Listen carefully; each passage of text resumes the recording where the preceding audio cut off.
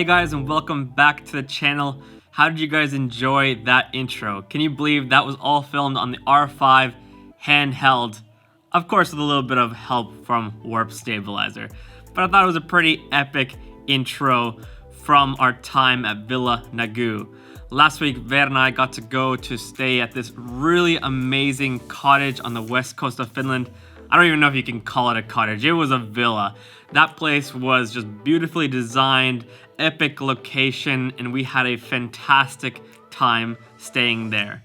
It was a bit of a half vacation, half work week because we thought we'd take advantage of staying at Villa Nagu and do some brand shoots for Vera, my wife, while we were staying there. As well, I had some fun myself creating some YouTube videos and taking some portraits of myself.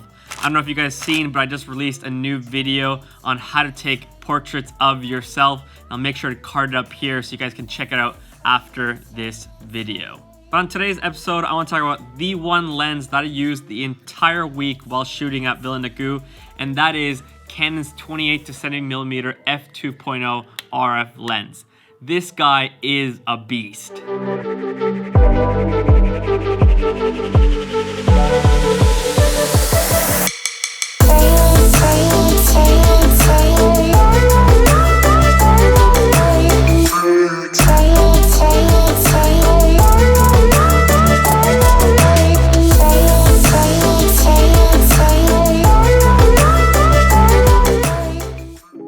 The Canon 28 to 70mm f2.0 has been my go-to lens over the past few weeks. I've pretty much been using it for 90% of all the work that I do, whether that's shooting photos for Instagram, shooting weddings, doing YouTube content. The only other lens on top of this lens that I've been using is the Canon 15 to 35 RF lens for vlogging. So when I'm doing the walking and headshots, I'm using that lens, but for 90% of the time, I've been using the 28 to 70mm lens. And I want to tell you why. This is the first zoom lens that's f2.0 completely through. So when you're shooting wide at 28mm, it's f2.0. When you zoom to 70mm, it's f2.0. Now, before using this zoom lens, I was mostly using prime lenses. I was using the Sigma 35 and then the Canon 85mm 1.2 lens. So I was using prime lenses to get my wide and tight and to get that really nice shallow depth of field. But over time, I was noticing that I was hardly ever shooting fully open. Rather, I was almost all the time shooting at f2.0, even with prime lenses, just because I wanted my photos to be a little bit sharper rather than shooting wide open at 1.4 or 1.2.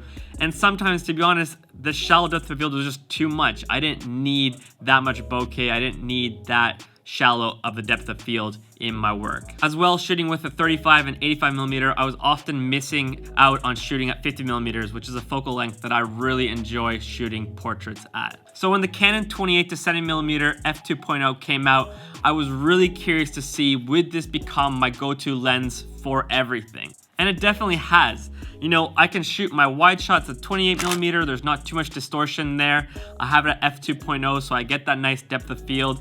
But then if I want to get tighter, I can put it at 50mm, then to 70mm, and I get a wide variety of focal lengths when I'm shooting portraits. It's been particularly helpful when there's been moments where in the past I would have had to switch from my 35 to the 85, and I have to switch lenses on my camera body, or I'd have to have two cameras with two lenses, which is just not practical or something that I want to do. And instead, now I'm able to just have this one lens at all time. I don't need to switch lenses at all, meaning I don't miss out on any moments. And that's really important, especially when I'm shooting, for example, weddings where, you know, if there's something really important happening, I don't want to be at my camera bag switching lenses, or I don't want to be juggling between two cameras. Instead, I've been able to just shoot on one camera body, one lens. So like I said, over the past few weeks, I've been using this lens for pretty much 90% of all my work. So that's been shooting photo content for my Instagram account, that's been shooting B-roll shots for the YouTube videos, and as well, I use this one lens to shoot a whole wedding for photos and as well a whole wedding for video, which is insane to think that I shot a whole wedding on just one lens for everything. For getting ready, for the portraits, for the church, and the reception, all shot on just one lens. Before, I would have to have a lens to cover my wide focal lengths, then I would have like a 50mm, and then as well a 70-200, or then I had the 16-35, then I had the Sigma 35, and the Canon 85 1.2. So I already had 3 lenses to shoot just one wedding, but now I've been able to shoot one wedding, one lens, whole day. It's been really awesome.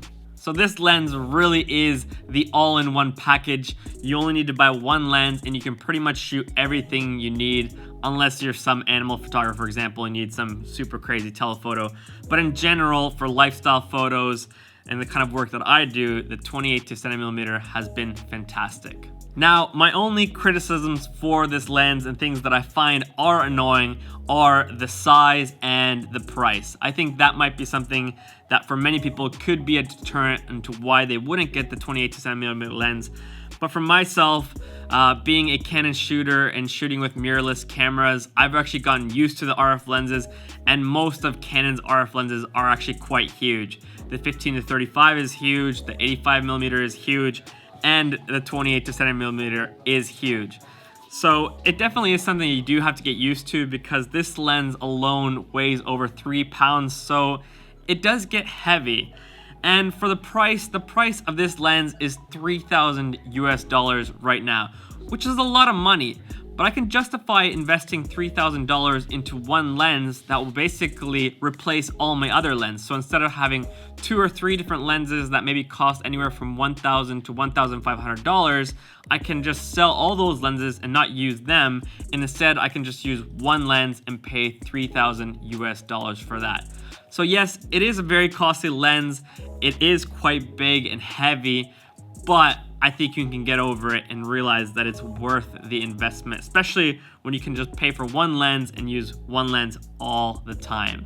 I feel like I've said it a lot, but for me, it's really game changing, because I've noticed that the longer that I've been a photographer and a videographer, the less gear that I want to have. So if I can just use one lens for 90% of my work, I am a happy camper. Now that I've been using this lens, I actually plan on selling a lot of my old lenses, just because I've been noticing that they're just sitting in my camera bag collecting dust, and really there's no point in having them do that. So probably gonna be selling a lot of those lenses, and then I'll be just using the 28-70mm lens alone. So if you are looking for a lens that can be your main workhorse, something that you shoot with 90% of the time, I would highly suggest getting the Canon 28-70mm lens f2.0.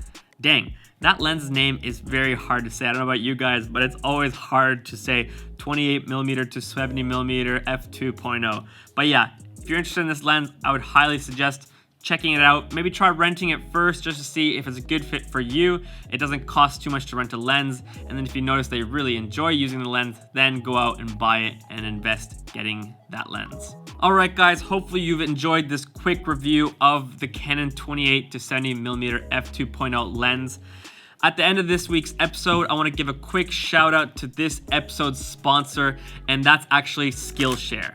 Skillshare is an amazing platform with thousands of classes, and you can learn about pretty much anything when it comes to creativity and lifestyle and just things that you're interested in.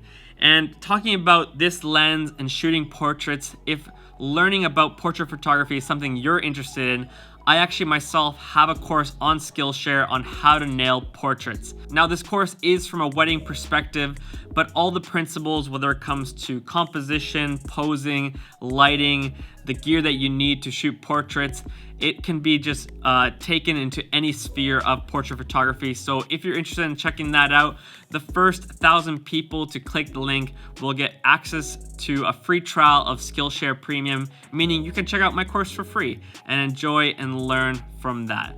So thanks again, Skillshare, for sponsoring this episode, and thanks to you guys for being a part of this week's episode. Hope you guys have a fantastic day.